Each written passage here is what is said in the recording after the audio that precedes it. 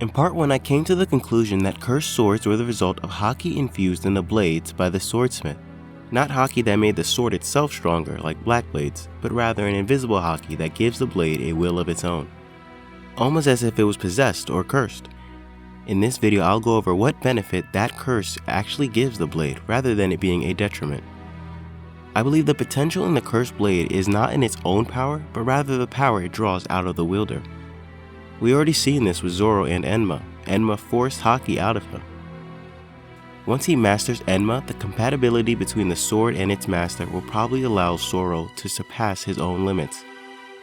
However, I don't think that's the extent of a cursed blade's true power. It's when you pair two curses together that you really see why the risk is worth it. I'm referring to devil fruits. Cursed blades usually have a demonic or hellish name, and devil fruits reference the demon king of hell himself. The curse of the devil fruit is described as a spirit, similar to how the curse of blades are said to have a will of their own. What I'm suggesting is that cursed blades will not only draw out the Haki of the swordsman, but the devil fruit powers as well. Remember, the curse of the blade is likely Haki to begin with, and we've seen that Haki and devil fruit powers can mix. Gear 4th is a great example of this. An even more significant piece of evidence is the fact that Sea Stone prevents both devil fruit and Haki abilities. I don't think it's a stretch to think that the two are connected and possibly synonymous. In fact, I don't think my proposition is just hypothetical. We may have already seen this a number of times in the story. The likes of Fujitora and Hawkins using their devil fruit powers through their swords comes to mind. Unfortunately, we don't know if their swords are cursed or not.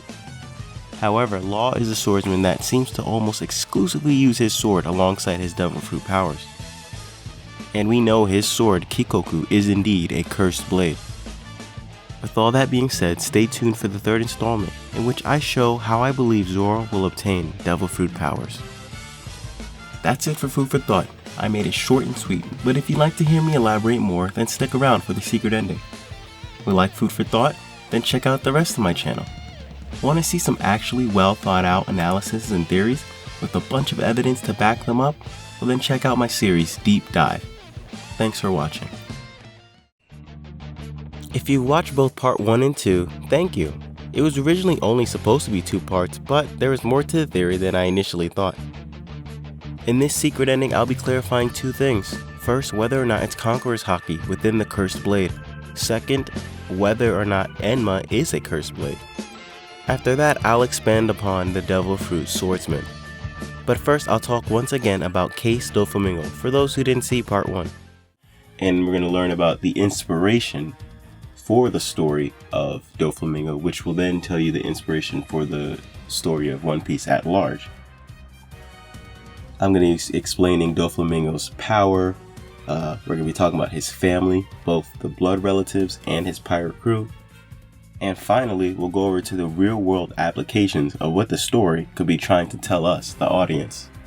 There's a lot of wisdom to be found in One Piece, and I can't wait to uncover it. In part 1, I said that Enma is a cursed blade, and I continued that point in part 2. However, it hasn't been explicitly stated in the story. The whole topic is a theory to begin with, but I should have stated why I assume that Enma is a cursed blade, so that's my fault, and I'm trying to make up for it now. My first reason for believing it's a cursed blade is in the name. Usually the name of cursed blades are that of demonic, occult, underworld, supernatural sounding.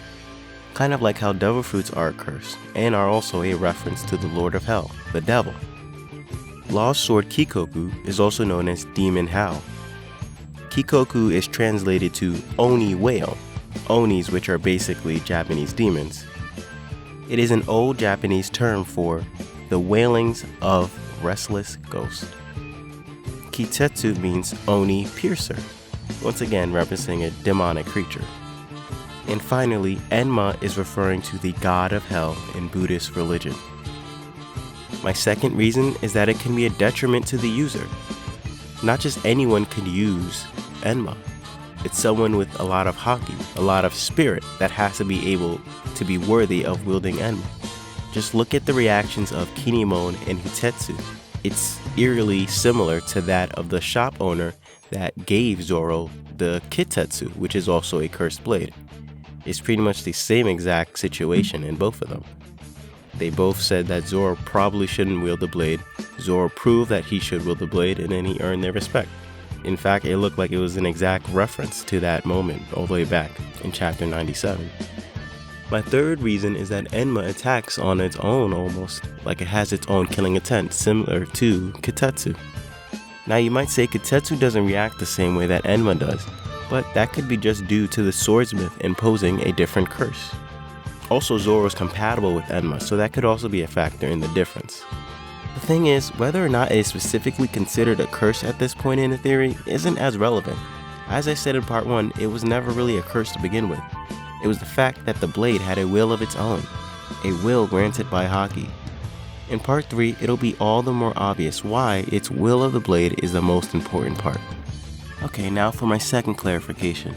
So in my first theory, I said that the cursed blades are likely King's Haki and dismissed Armament Haki because cursed blades aren't inherently black. However, something I remembered and realized is that Ryo, as described by Hirogoro, is invisible. That energy emanating, as seen by Rayleigh or Hirogoro, is said to be not seen. So I guess it could be just an advanced level of Armament Haki being used on cursed blades, which is why it's invisible. I still think it's Conqueror's Haki though, but I thought I should mention it. I mean, really, even if it was Observation Haki, regardless of whatever Haki it is, as long as it's a spirit, then it explains why it's inhabiting the blade. Now I'll just go over the Devil Fruit user's swords. So you have Law, who is pretty much always seen using Kikoku with his Devil Fruit power. There's rarely ever a time that you see him use Kikoku as just a regular sword. It's pretty much almost always used with his Devil Fruit power. Even in moments where he probably could just use his sword normally. You know, part of it I guess is his Hippocratic oath as a doctor, and his Devil Fruit is almost non-lethal. It's almost as if he got the sword to be specifically used alongside his Devil Fruit powers. Almost as if he has somewhat of a dependency on the sword. Also, you gotta wonder, why is it even a cursed blade to begin with? Like, Oda had to make the conscious decision to say that Law's sword is a cursed sword. But for what reason? What purpose does it serve? Well, that's what this theory is for, is to say, well, there is a reason that it's significant that it's a cursed sword. And it has to do with using the Devil Fruit powers. Next, we're moving on to Hawkins. The way he uses his Devil Fruit powers on his sword is similar to that of Awakening. Now, we're not sure if he actually has awakened his Devil Fruit or not.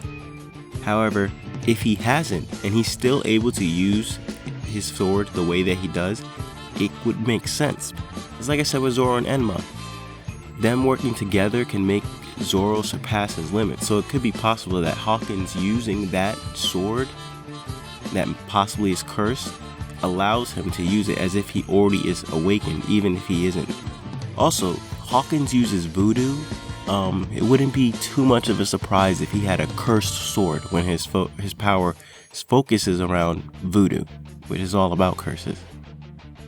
Now let's move on to Fujitora.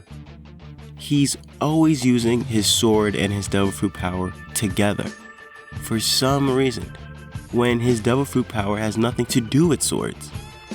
Like, think about it.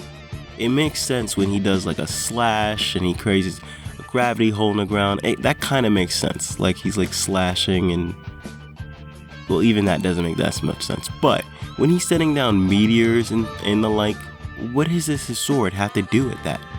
Yet somehow, some way, his swordsmanship is causing his gravity powers to work. Well, what if it's the fact that the sword is enhancing his powers, and that's why he's so dependent on using the sword? In some way, this sword allows him to exceed his limits of what he could normally do with his gravitational powers. Now here's the real kicker.